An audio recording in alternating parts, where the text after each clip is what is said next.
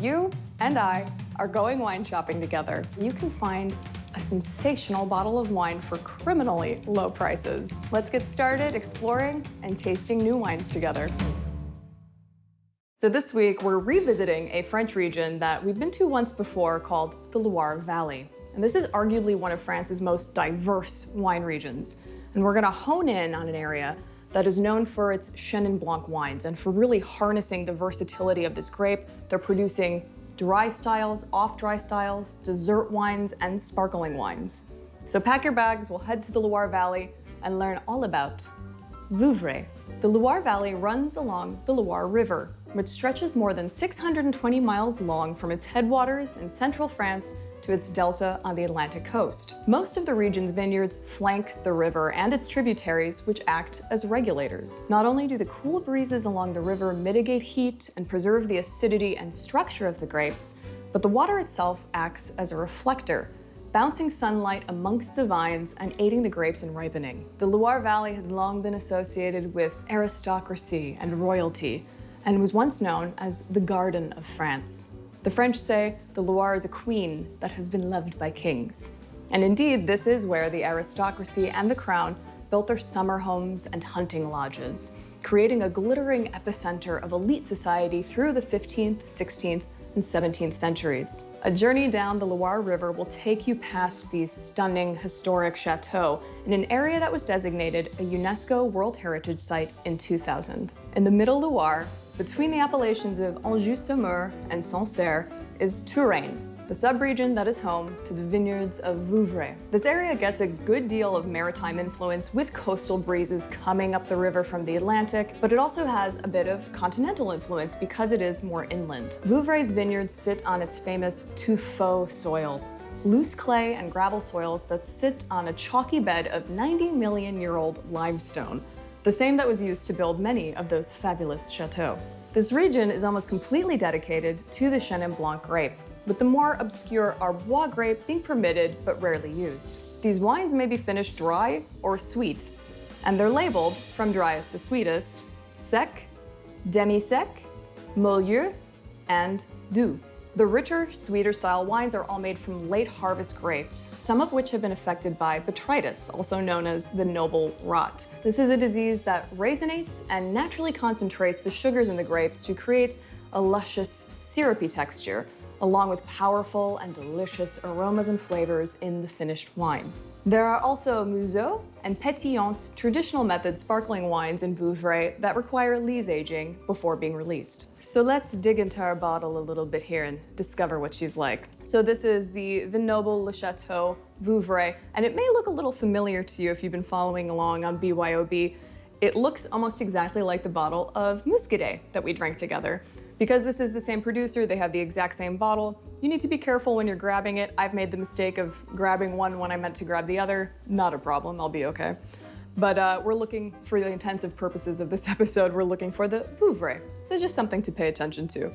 You can find it at Trader Joe's for $9.99, so quite a deal if I do say so myself. Beautiful ripe fruit notes, orchard fruits. So I'm getting pear, quince, ripe yellow apple. It's fairly floral as well, like jasmine, honeysuckle. So yeah, all those floral notes, the orchard fruit notes. I'm also getting some tropical fruit notes on this as well, which are delightful. Some ripe pineapple, passion fruit, papaya as well. And then, as is kind of typical with Chenin Blanc, you get this kind of beeswaxy, lanolin woolliness.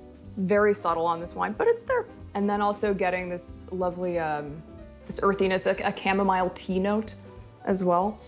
Woo. As I went in for my sip there, I'm also getting these wonderful ginger notes that are delightful. So this wine is off-dry. There is a little sweetness on that. I don't want that to scare you. Unfortunately, sweet wines are not super popular for all of you who love sweet wine, or a wine that just has a little kiss of sweetness. Good for you, because they're delicious. Chenin Blanc is one of the absolute perfect grapes to be putting some residual sugar onto its wines because it is a naturally high acid grape. That's why you have other naturally high acid grapes like Riesling that you see with residual sugar on as well. And that acidity balances out the sugar. If this was a wine that was naturally lower in acidity and you put this sweetness on it, it would end up being kind of flabby and kind of just gross. and soupy, and it's not interesting. But the acidity lifts the sweetness on this. So it makes it seem like it's really not as sweet as it is. It's still very fresh. So I don't want a little bit of sweetness to scare you off, because this is a lovely wine and you'll be missing out, I promise. And it just gives it this really playful, flirty, kind of sexy texture. This is crisp and refreshing and delightful, but it just has this kind of sunny joyousness to it that little bit of sweetness puts on the edge of it and rounds it out. But again, like I said, still very fresh, still very lifted. Medium plus to high acidity on this, lovely. Moderate alcohol, probably around the 12%, 11.5%, lovely. Also, why they do this residual sugar in Vouvray is that tuffeau soil that I mentioned, that limestone. Those soils are just so conducive to making wines of excellent structure. And I should note as well that Vouvray has such a great potential to age. Certain vineyard sites are growing grapes that are meant to make wines that age for longer. This wine is not made to age for very long. This wine is meant to be devoured young. It's very dramatic, but it is. This wine is meant to be enjoyed fresh, young, easy drinking, very accessible, but some of the most delicious wines I've had are aged Vouvrays. They're just so good, so stunning. This is such a food-friendly wine as well. You've got so many options, so much room to play with this as well because of that sugar.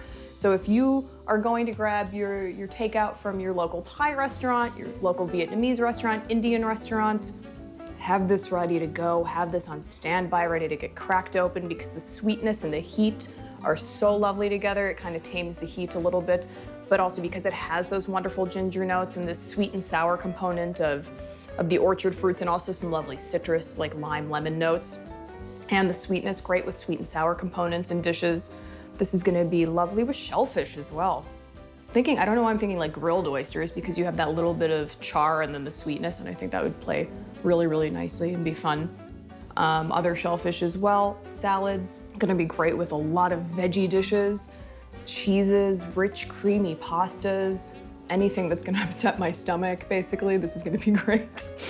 This is one of my very, very favorite grapes, and Vouvray is a very special place that takes Chenin Blanc and really unlocks its potential. And by focusing in on that, it creates these wines of beautiful power, finesse, complexity. This is a great, great gateway into Vouvray and what it's capable of for an amazing price. Highly recommend you check it out. Grab the Muscadet while you're there too. It's good too. And then you have more Loire Valley wines to play with. So yeah, drop a comment, let me know what you think about Vouvray, about Chenin Blanc. I hope you love Chenin Blanc, but I also hope you love Vouvray. Very special wine.